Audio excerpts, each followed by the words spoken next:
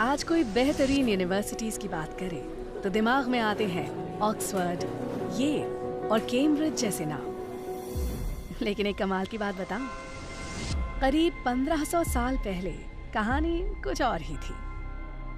क्योंकि तब भारत में थी एक ऐसी यूनिवर्सिटी जो आज दुनिया की सबसे पुरानी यूनिवर्सिटीज में से एक है, नालंदा।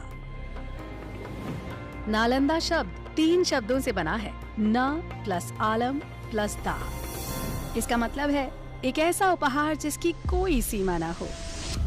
वाकई जैसा नाम वैसा काम। इस यूनिवर्सिटी में ज्ञान का भंडार था।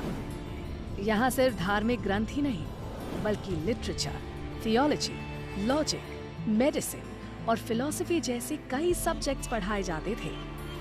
और तो और हर सब्जेक्ट का भरपूर ज्ञान देने के लिए बनाई गई थी 9 मंजिला लाइब्रेरी, जिसमें लाख 2 लाख नहीं 90 लाख से भी ज्यादा बुक्स और मैन्युस्क्रिप्ट्स थी। ये यूनिवर्सिटी 700 साल तक दुनिया को सीख देती रही। लेकिन नालंदा ने कई बार हमलों की मार को भी झेला।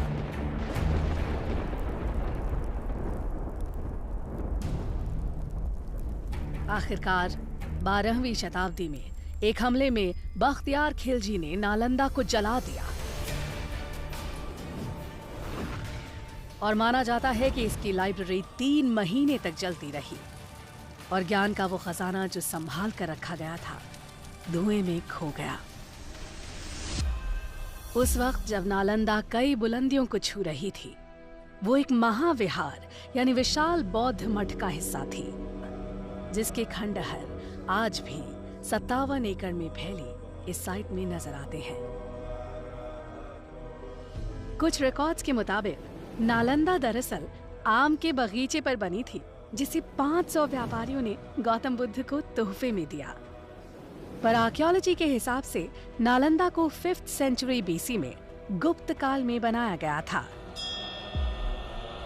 उसके बाद गुप्त काल में इस जगह का और डेवलपमेंट हुआ और ये एक विहार से 7वीं शताब्दी तक महाविहार बन चुका है। अलग अलग दौर में यहाँ कई महान टीचर्स ने पढ़ाया, जैसे नागार्जुना, बुद्धपालिता, शांत रक्षिता और आर्यदेव। और जानते हैं स्टूडेंट्स कौन थे? चाइनीज ट्रैवलर ह्यूंग सांग जैसे कई लोग जो दुनिया भर से यहाँ खींचे चले आते थे।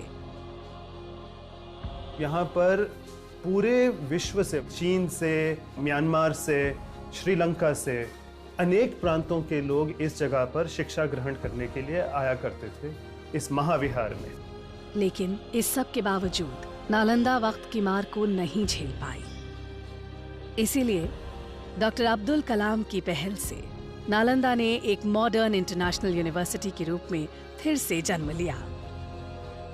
नालंदा जैसी यूनिवर्सिटी इस बात का सबूत है कि भारत का ज्ञान सदियों से दुनिया को रोशन कर रहा है। हम उम्मीद करते हैं कि वक्त एक बार फिर करवट लेगा और बेहतरीन एजुकेशन की तलाश करता हर इंसान कहेगा, it happens only in India.